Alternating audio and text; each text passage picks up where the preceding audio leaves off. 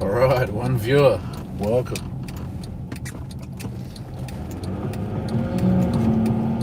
I'm going to, 6 viewers. Going to be testing the infrastructure of New Zealand. Can it handle streaming live to YouTube from my cell phone as I drive through beautiful countryside of the North Island of New Zealand today? So can everybody hear me okay? Can you please let me know in the chat if you can hear audio? Howdy, Teenage FBI, thanks for tuning in. One, take it one's good, alright. Yeah, Bay of Islands is very beautiful.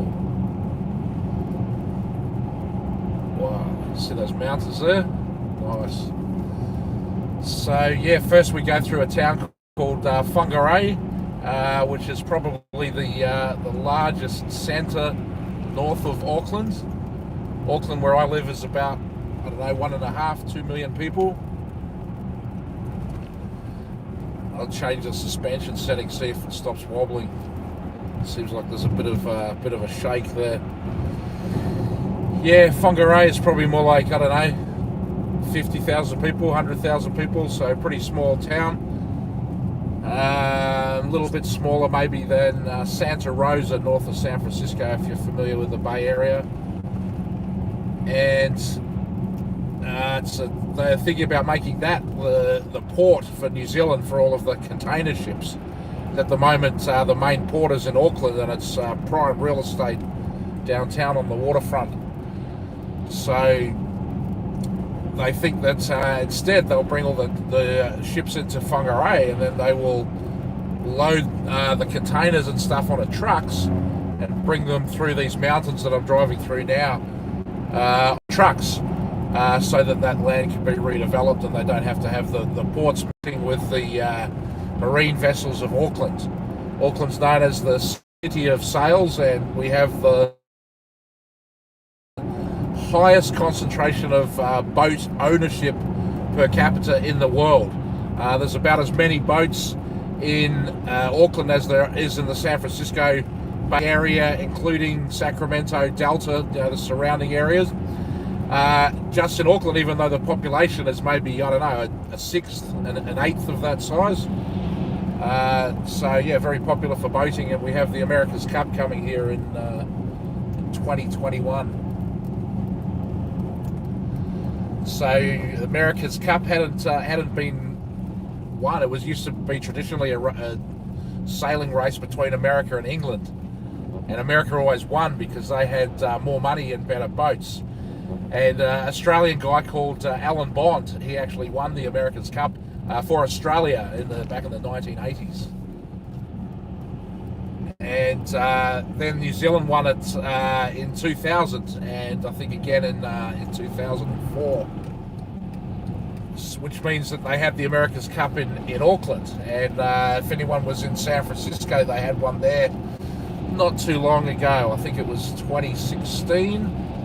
2015, maybe, right before I left San Francisco anyway, and people weren't too excited about it until America started winning at the last minute. The Oracle team, led by Larry Ellison, but the team was run by a New Zealander, a guy called Russell Coots, and a lot of Kiwi guys in the team, including 2 aerospace engineers from Boeing, that they got in there at the last minute with some highly advanced, precise sensor data related to the wind conditions that was fed into the way the sails were managed on these hydrofoils, and Oracle was able to outperform the New Zealand boat, and was one of the greatest comeback victories in the history of any sport at any time, if you ever saw that America's Cup race.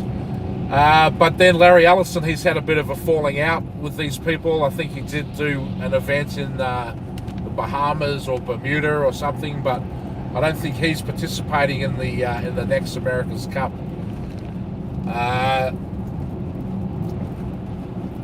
But when they had it in Auckland, it completely transformed the city. They built this whole waterfront area called the Viaduct Basin, and all the billionaires could pull their super yachts right up into the city and park at stern too, kind of like they do at Monaco for the Grand Prix. And that was obviously very exciting for a little country like this and a small city like Auckland to have the glamour and glitz of Monaco's super yachts showing up here. I remember seeing Bill Gates's yacht, and there were two much larger yachts parked on either side of it, and the two larger yachts were the brothers that owned Amway, which I think their name's DeVos. I don't know if they're related to Betsy DeVos, the education secretary, who is apparently Eric Prince's secretary. Eric Prince from Blackwater Academy XC, now part of Constellus Holdings. The guy behind the Robot Hearts art car at Burning Man, if you've ever been to Burning Man, he's the main dude in charge of that private mercenary army right now. How's it going, people in the audience, in the chat? Still hearing me okay?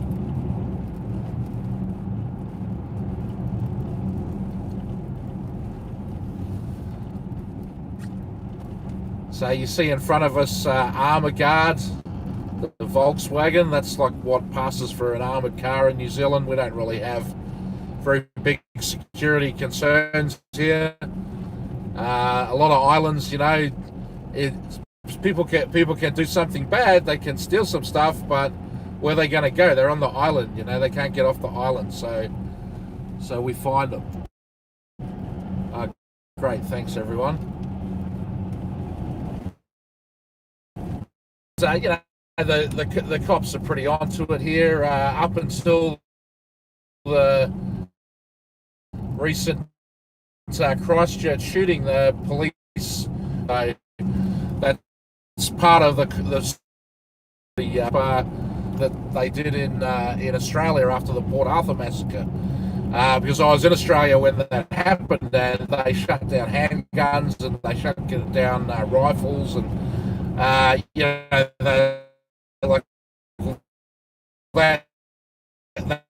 that's it. We're going to end private gun ownership in Australia. They had this amnesty.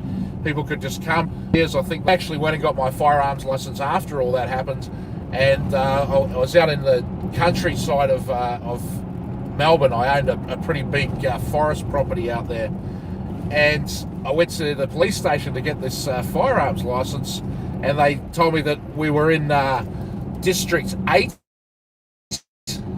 So there's at least 8 different districts in around the city of Melbourne, which is a city of about 4 million people. And in District 8, it was mostly more rural properties. It wasn't really like the suburbs, it was more sort of small farms and vineyards and stuff like that. And there were 55,000 long guns in this District 8. So you could say the population of Melbourne, 4 million, divided by an eighth, 500,000, 55,000 guns. Am I back? Let me know if I'm back. Said trying to reconnect. Maybe the cops had a jammer. It's a beautiful river we just crossed over. I don't know if you saw any of that.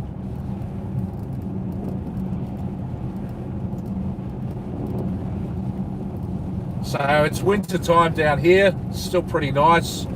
I'm driving north, which means the weather will get better as we're going closer to the equator. Kind of like if you're in the US and you drive south. The further south you drive, the warmer it gets. So here, the further north.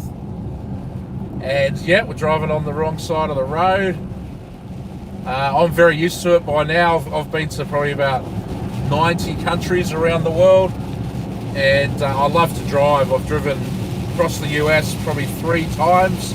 I've driven through 43 states of the 50 states, and I particularly love to drive in Europe, Switzerland, Austria, the autobahns of Germany, France, Italy, Spain. It's spectacular, and you can open it up. If you're in Italy, I was doing 170 kilometers an hour on the freeway in Italy. It was like just over 110 miles an hour maybe, and these cops come up behind me, and I was like, oh shit, I'm busted.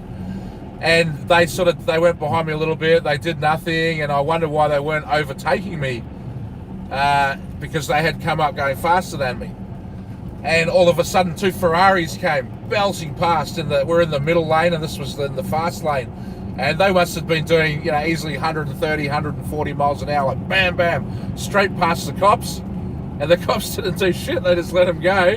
And then once the Ferraris were out of the way, then they pulled over to overtake me, doing my slow speed of 110, So I like driving places like that. But New Zealand and Australia, it's more of a police state here, there's cameras everywhere, there's undercover cops. In Australia, I was in the state of Victoria for 20 years, living in Melbourne, which is a fantastic city, one of the best cities in the world for sure.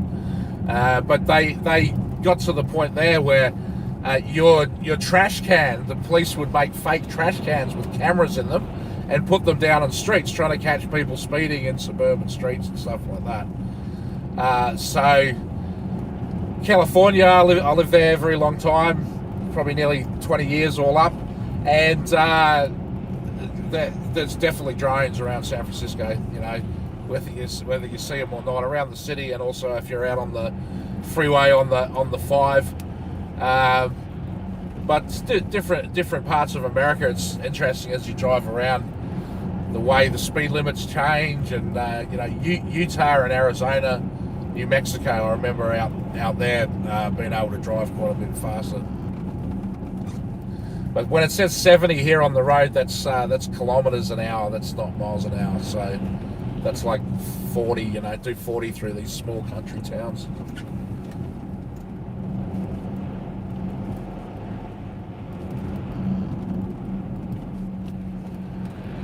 So this place that I'm headed to, the Bay of Islands, Paihia and Waitangi. It's the place where the indigenous people of New Zealand, the Maoris, they signed the treaty with the Pakeha, which is what they call the white men. I believe if you're only allowed to say Fredo if you're Italian, then you're only allowed to say cracker if you're white. And you also should be allowed to say Pakeha if you're white, which I think that means like white devil or pale-faced ghost or something like that. But they signed this thing called the Treaty of Waitangi, and early February, it's a national holiday.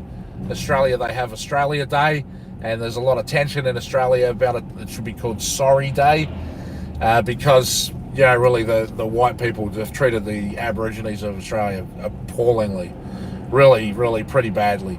But in New Zealand, it's been a different approach. I mean, in this treaty of surrender, they said, listen, we're not going to fight as long as we can have all the fish in the sea and all the birds in the sky. The fish of the sea and the fowl of the air was, I believe, the wording. And so they have quite cleverly interpreted that to include radio spectrum. And everything these days is radio spectrum. What we're doing now, streaming YouTube on a cell phone, internet, mobile communications,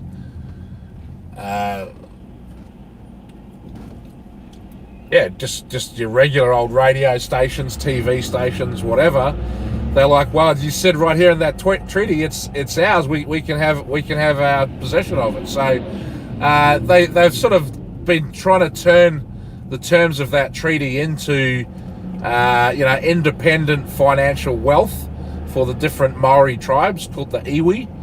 And there's quite a lot of effort at integration going on in this country between the white people and the Maori people, which is interesting to me. I live in Auckland now, but I grew up in Wellington, which is the capital city, and just like Sacramento or Albany or Canberra, they're all like much smaller than the big cities around them, these capitals. And Wellington's like that the same. It's now about 400,000 people.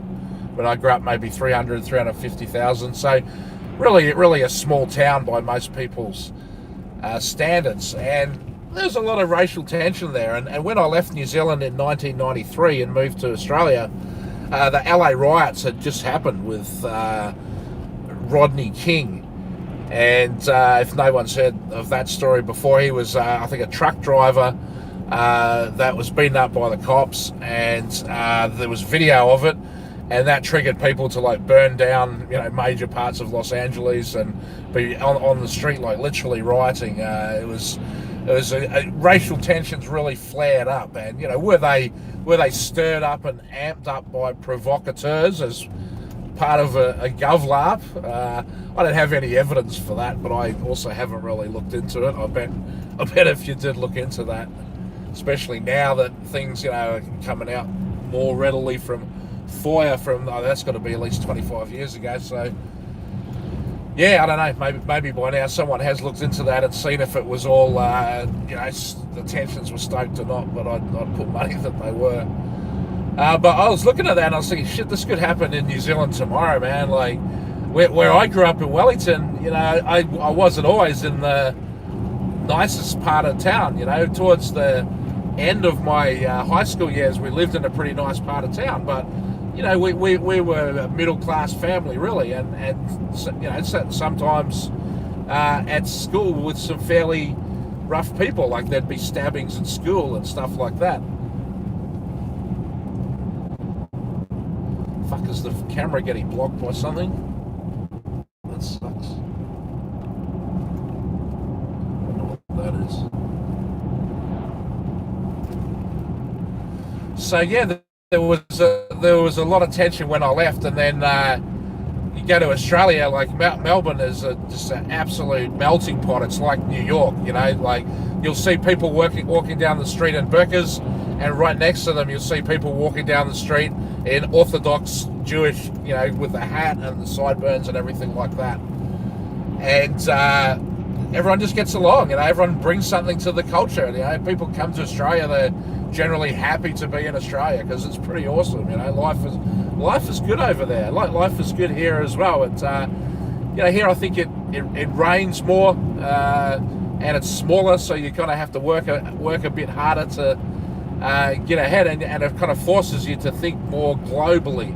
Australia is such a vast country that you could get away with never leaving Australia, and there's people I know who have lived in Melbourne their whole life and never left Melbourne, which is crazy. But